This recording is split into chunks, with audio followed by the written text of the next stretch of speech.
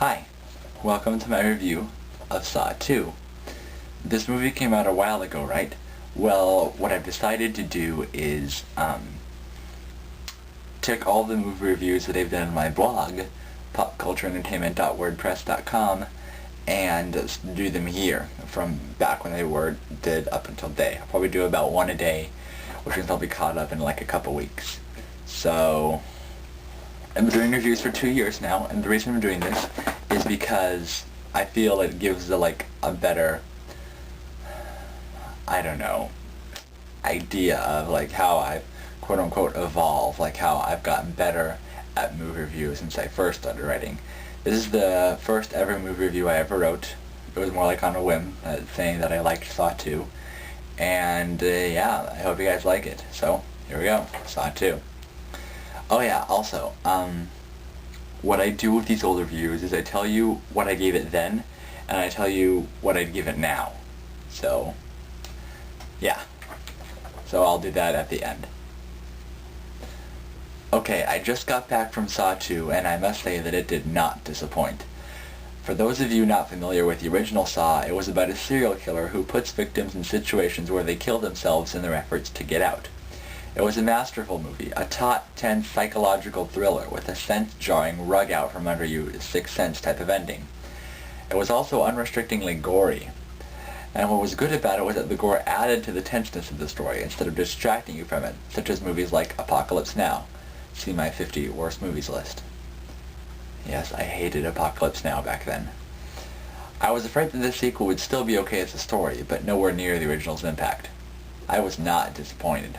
Saw 2 avoids most pitfalls of sequels, such as following the same basic storyline, the same sorts of stunts, and just making it bloodier and more action-filled. The original Saw was made up of mostly flashbacks with calls back to the present time, where the main story was. It was a very creative way to tell a story, and the second one told it in a creative way also. Of course, it is a sequel, so it is not as good, but the filmmakers did not, to their credit, attempt to make it more bloody or more action-filled.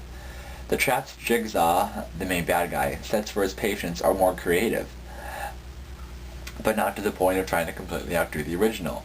The filmmakers have a clear understanding that, as a sequel, they cannot hope to overshoot the original, no matter how hard they try.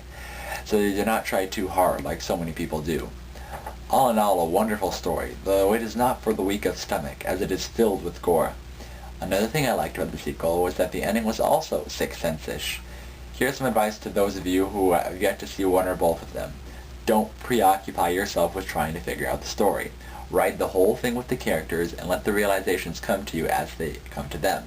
You will enjoy the storyline much more if you immerse yourself in what they are feeling instead of analytically analyzing every detail to figure out the plot twist. Go see Saw 2, and if you haven't seen the first, go see the first, and then the second. I definitely suggest seeing the first one first, because the effect of the ending in the second one is all the more enhanced if you see the first beforehand. These are two wonderful masterpieces of gore filmmaking, while still effectively focusing on proper character development, a rarity in most Hollywood horror flicks. These are definitely not films to miss if you're a movie fan, and especially if you're a gore/horror fan. I give Saw 2 an 8 out of 10.